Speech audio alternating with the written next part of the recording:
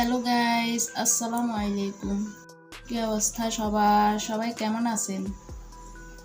আজকে বরবটি দিয়ে আলু দিয়ে রান্না করতেছি সবজি। আপনারা কিভাবে রান্না করেন বরবটি? এই যে আমি বরবটি রান্না করলাম, ভেট্টা মাছ রান্না করব। এখন এগুলো ধুয়ে কুটে রেডি করে রাখা হয়েছে এখানে। এখন রান্না করব।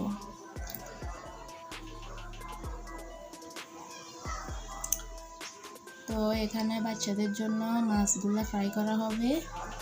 2টা tilapia much.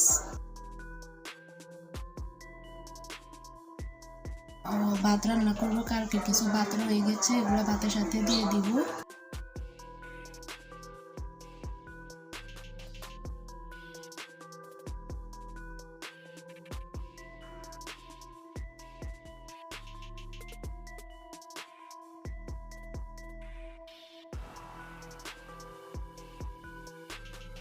Thank you for watching this video. ভালো থাকবেন সবাই।